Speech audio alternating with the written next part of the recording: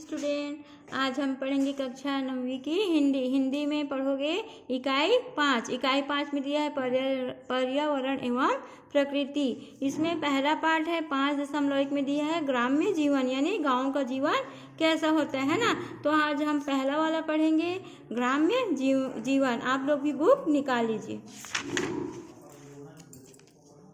Part 5.1 ग्राम्य जीवन, गाँवों का जीवन। इसके लेखक है डॉक्टर मुकुटधर पांडे। मुकुटधर पांडे का जन्म 30 नवंबर सन 1885 ईस्वी को छत्तीसगढ़ के जांजगीर चांपा जिले में बालपुर नामक गांव में हुआ था। आपको ये याद रखना बहुत जरूरी है कि इनका जन्म कहाँ और किस जगह हुआ है, क्योंकि ये आपको पूछा जाएगा पेपर में और आपको लिखना भी पड़ेगा। छायावाद का आरंभ इनकी रचनाओं से माना जाता है। उनकी रचना कुरकुरी के प्रति प्रथम छायावादी रचना है। मानद डी लिट की उपाधि प्राप्त श्री पांडे को भारत सरकार द्वारा पद्मश्री से सम्मानित किया गया था। उनको क्या मिला है? भारत रत्न की उपाधि है ना, पद्मश्री। उनकी प्रमुख रचनाएं पूजा के फूल। कौन कौन सी है रचनाएं उनकी? पूजा के फूल, शैलबाला, लक्ष्मा, अनुदित उपन्यास भी है ना, परिश्रम, निबंध, मेघदूत, छत्तीसगढ़ी अनुवाद। ग्राम्य जीवन कविता में कवि ने गांव के प्राकृतिक सौंदर्य एवं ग्रामवासियों की सहज जीवन शैली का जीवन चित्रण किया है। कविता जो है इसमें कवि ने गांव के लोगों के जीवन के बारे में बताया है कि गांव के लोगों का जीवन कैसा होता है। ठीक है, यहाँ से हम पढ़ेंगे। छोटे छोटे भवन स्वच्छ अति दृष्टि मनोहर आते हैं, रत्न जड़ित प्रसादों से भी बढ़कर शोभा पाते हैं। बट पीपल की शीतल छाया फैली कैसी चहुओर, द्विजगण सुंदर गान सुनाते नित्य कहीं दिखलाते मोर। देखो इसमें दिया है कि छोटे छोटे घर यानी भवन, छोटे छोटे जो भवन है वो बहुत ही सुंदर स्वच्छ है और दिखाई देते हैं। और रत्नों से जड़ित प्रसादों यानी रत्न से जड़ित जो बड़े बड़े महल होते हैं उनसे भी क्या पाते हैं? छोटे छोटे भवन बहुत सुंदर शोभा पाते हैं। और वट और पीपल की जो शीतल छाया है सभी ओर फैली हुई है। चहु ओर यानी वट और पीपल की शीतल छाया चारों ओर फैली है। और पक्षीगण जो है क्या करते हैं? सुंदर गीत सुनाते हैं और कहीं कहीं जो मोर है वो अपने नाच दिखाते हैं। शांतिपूर्ण लघु ग्राम बड़ा ही सुखमय होता है भाई, देखो नगरों से भी बढ़कर इनकी शोभा अधिकाई।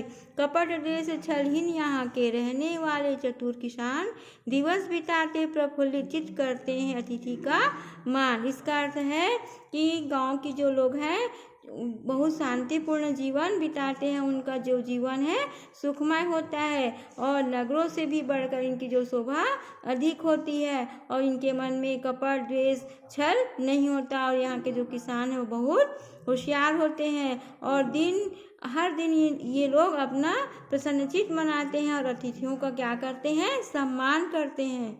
आसपास में है फुलवारी, कहीं कहीं पर बाग अनूप, केले नारंगी के तरुगण दिखलाते हैं सुंदर रूप। नूतन मीठे फल बागों से नित्य खाने को मिलते हैं, देने को फूलेल ससौरभ पूर्ण पुष्प यहाँ नित्य खिलते हैं। इसका अर्थ हो रहा है कि आसपास क्या है? फुलवारी यानी बगीचा है, बाग है जो बहुत ही सुंदर है। उसमें केले हैं, नारंगी के वृक्ष बहुत सुंदर दिखाई देते हैं और नूतन यानी नए मीठे फल जो है बागों से हमें रोज खाने को मिलते हैं। और देते फूलेल समय आएगा इत्र के समान जो पुष्प हैं वो क्या करते हैं? खुशबू बिखेरते हैं। इत्र के समान पुष्प जो है यहाँ खिलते हैं।